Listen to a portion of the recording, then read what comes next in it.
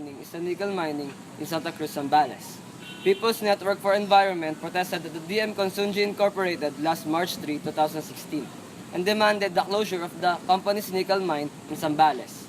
Santa Cruz residents told the inquiry that their means of livelihood in the area have been affected by large-scale nickel mining in the place. They also added that the mine waste and chemicals have polluted the rivers and sea in Santa Cruz, and their children and elders are suffering from hunger and disease. Here's a video footage of an overview of what's happening right now in Santa Cruz, Zambales.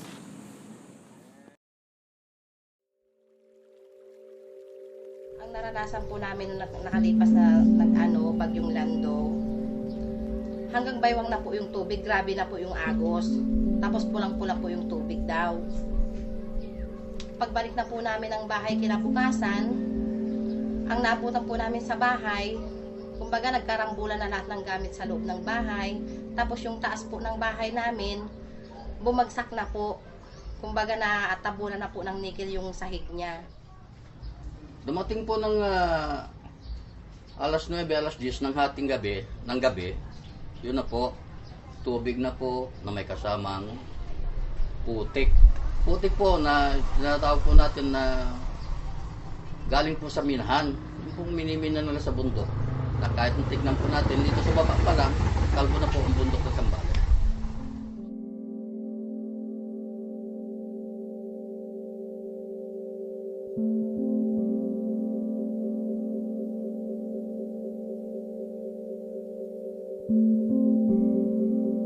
Mining dito sa Santa Cruz, matagal na siya nagsimula, pero nag-boom talaga siya, yung large-scale mining na ang minimina ay nickel, noong 2006. Tapos sa kasalukuyan, merong 4 na nag-ooperate na large-scale mining company na ang gamit na method ay open-pit mining. At ito ay nakita na lubha yung pagkasira ng kalikasan at yung epekto niya dun sa kabuhayan at yung mismong buhay ng mga mamamayan dito sa Santa Cruz. Napiktuhan po yung sa may gayon-gayon po at saka sa may naulo, puro nickel din po. Tapos hirap sa tubig kaya hindi po kami nakapag-second crop. Naging kulay pula po. Naging kulay pula din po yung palay. Tapos pag yung ipakis-kis mo siya, yung bigas niya may kulay din. Masyado siyang maalikabok.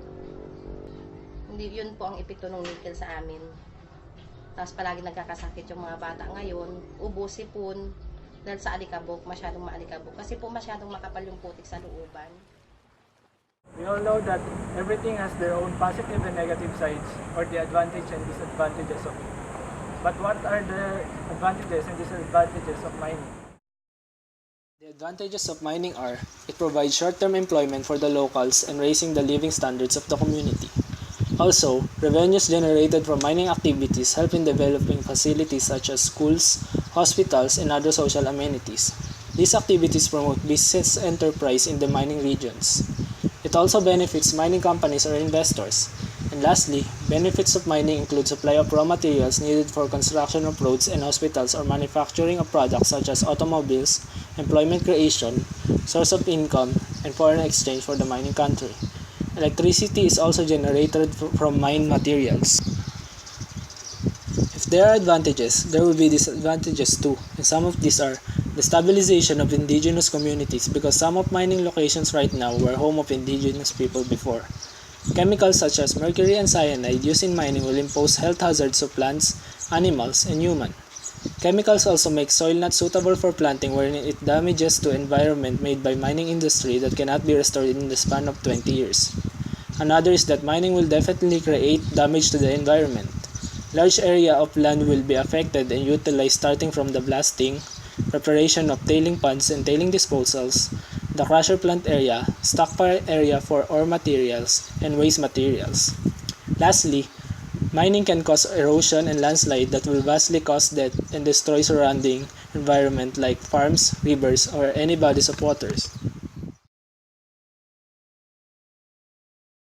Philippine Mining Act, Republic Act No. 7942, an act instituting a new system of mineral resources exploration, development, utilization, and conservation.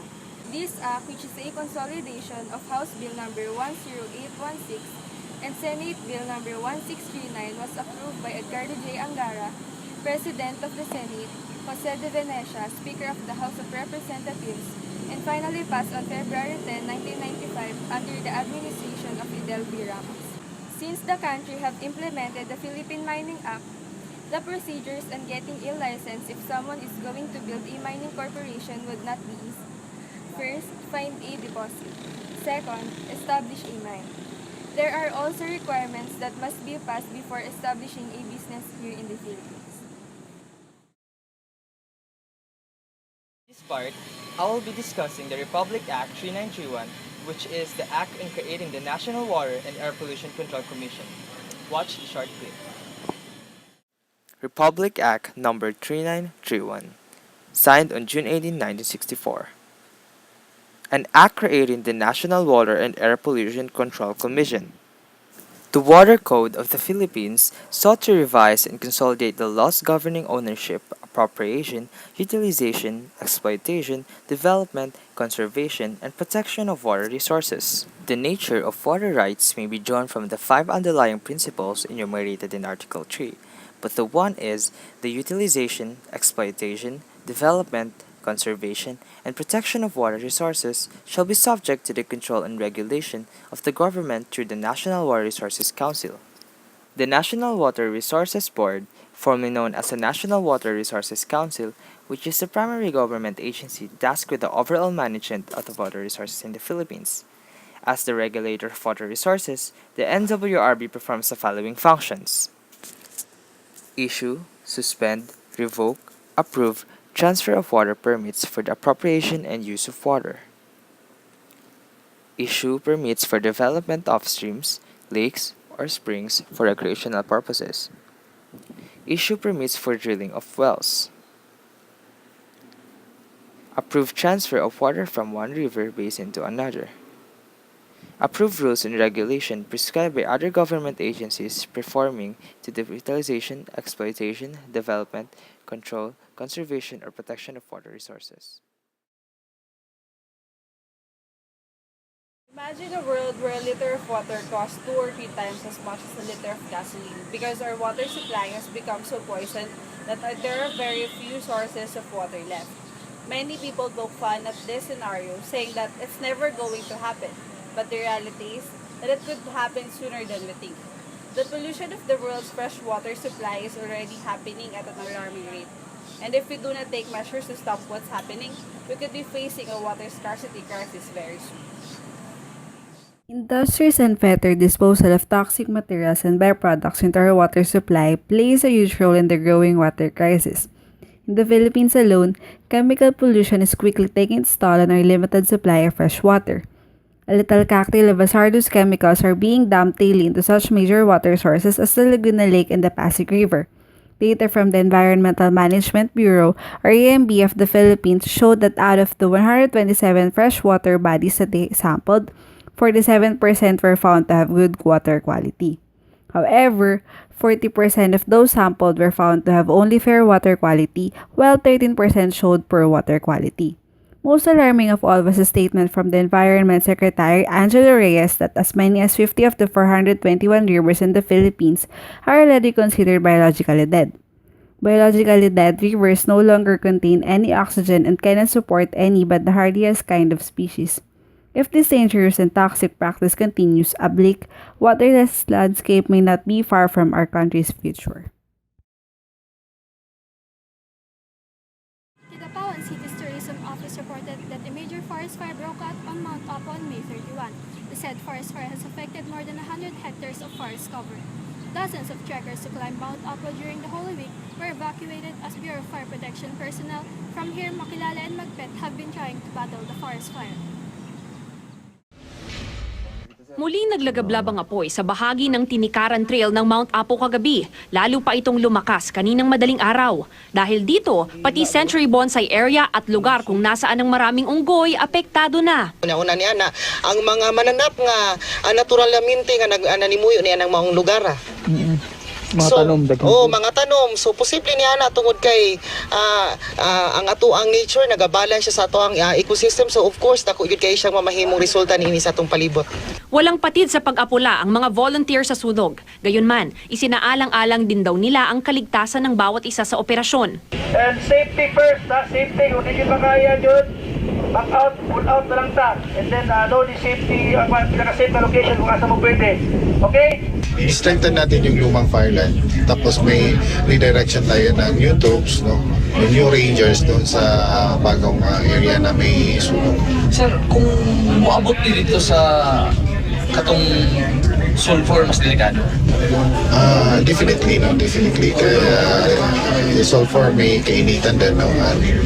May little hope bushes and forest na kasi doon. So, we are hoping na makikreate yung fire line doon na banda.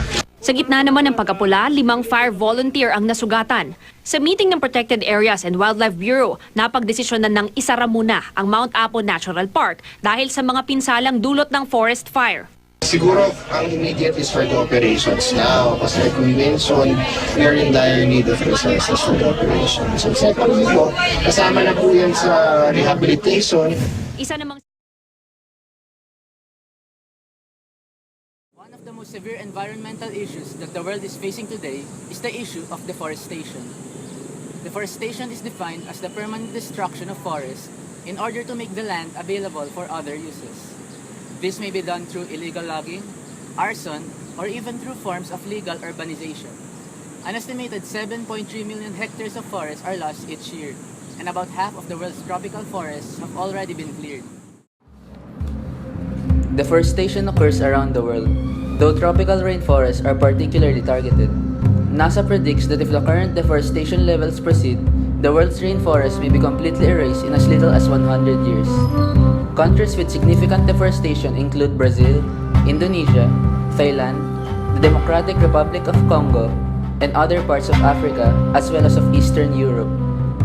Between 1990 and 2005, the Philippines lost about 1/3 of its forest cover, but the country's deforestation is down since its peak in the 1980s and 1990s. As of now, the country with the most deforestation is Indonesia. Since last century, Indonesia has lost at least 15.79 million hectares of forest land. Though deforestation has increased rapidly in the past 50 years, it has been practiced throughout the course of history. However, modernization has greatly sped up the process of this global issue.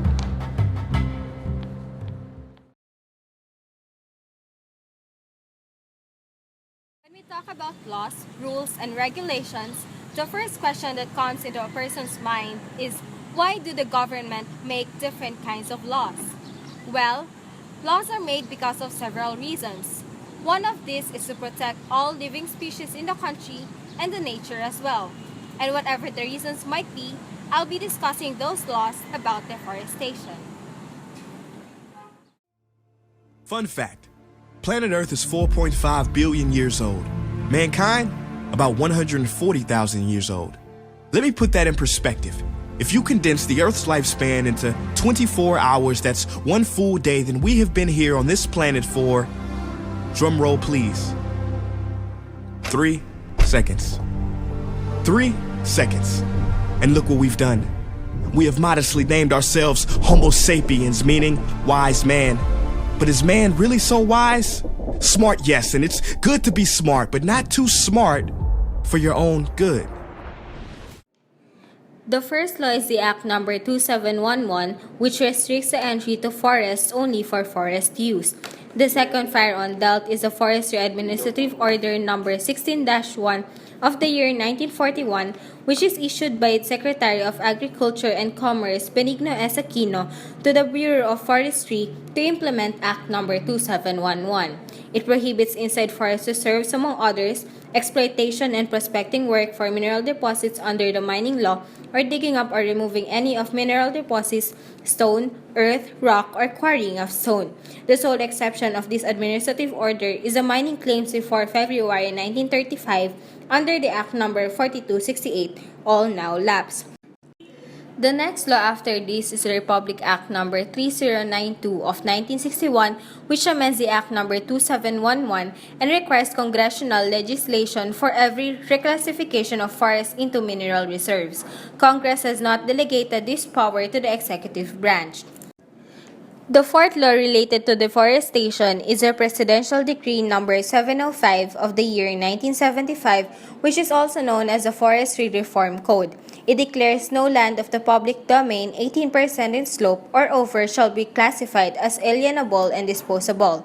Lands 18% in slope or over that have already been declared as alienable or disposable shall be reverted to the classification of forest lands. The sole exception of this presidential decree is the lands previously titled and or occupied for 30 years.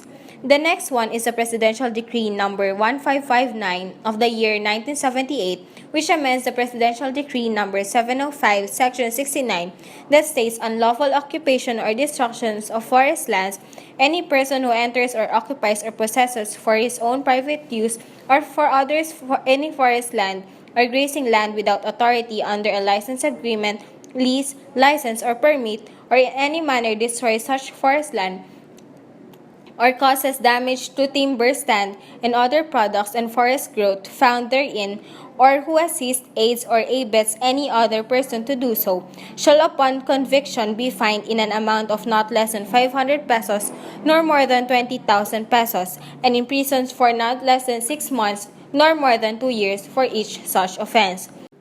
Moreover, the sixth law related to deforestation is the Republic Act No. 9175 of 2002, also known as the Chainsaw Act of 2002. It is an act regulating the ownership, possession, sale, importation, and use of chainsaws, penalizing violations thereof, and for other purposes. It is a policy to conserve, develop, protect the forest resources under sustainable management. The persons authorized to possess and use a chainsaw has a subsisting timber license, private land timber permit, and such. For legitimate purpose, the permit is valid for 2 years upon issuance, and for non-commercial purpose, the permit is valid 5 years upon issuance. To wrap up all these topics that have been discussed, here is an apology letter for the future generations written by Prince Aya.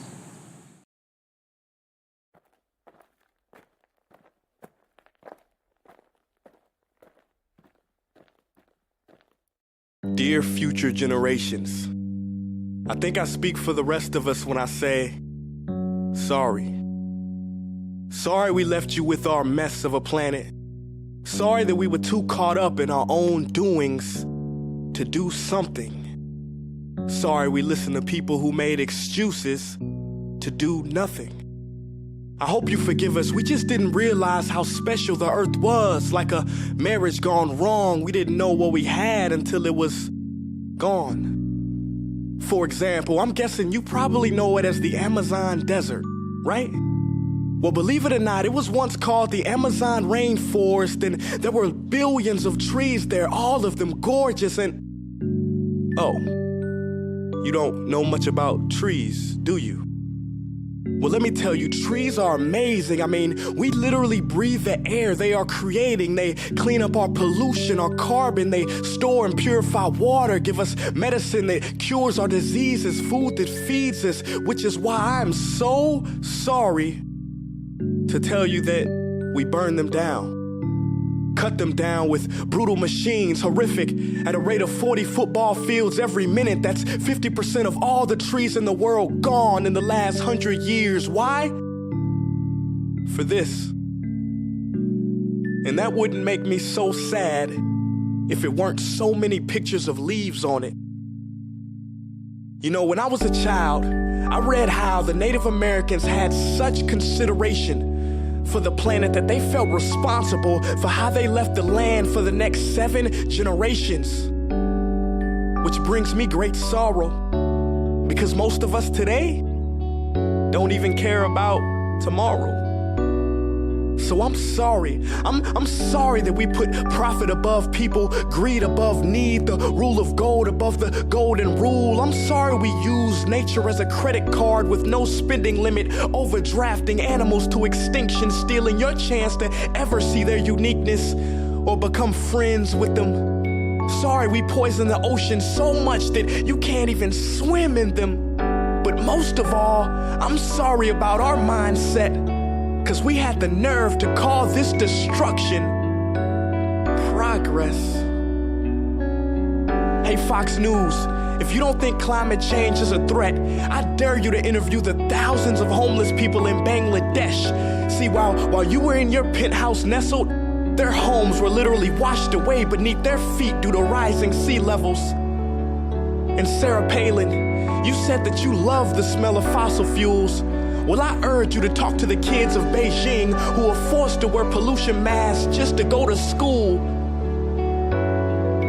See, you can ignore this, but the thing about truth is, it can be denied, not avoided. So I'm sorry, future generations. I'm sorry that our footprint became a sinkhole and not a garden. I'm sorry that we paid so much attention to ISIS and very little to how fast the ice is melting in the Arctic. I'm sorry we doomed you, and I'm sorry we couldn't find another planet in time to move to. You know what? Cut the beat. I'm not sorry.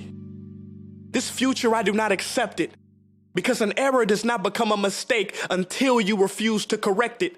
We can redirect this. How? Let me suggest that if a farmer sees a tree that is unhealthy, they don't look at the branches to diagnose it, they look at the root. So like that farmer, we must look at the root and not to the branches of government, not to the politicians run by corporations. We are the root, we are the foundation, this generation. It is up to us to take care of this planet. It is our only home. We must globally warm our hearts and change the climate of our souls and realize that we are not apart from nature, we are a part of nature. And to betray nature is to betray us. To save nature is to save us. Because whatever you're fighting for, racism or poverty, feminism, gay rights, or any type of equality, it won't matter in the least.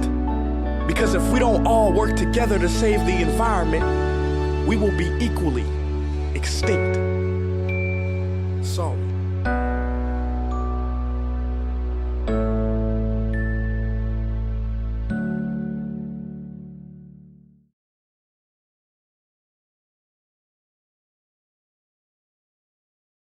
We have now seen the many effects towards what mankind has made and how it has affected nature through the many years of industrialization.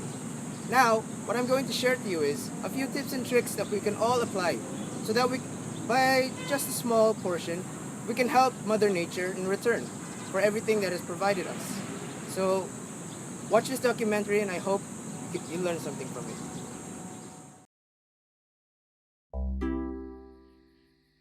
We live in a wonderful world, full of life, full of colour, full of beauty. But in recent years, our world has been devastated by hurricanes, earthquakes, floods, and droughts. What does the future hold for planet Earth? The place we all call home.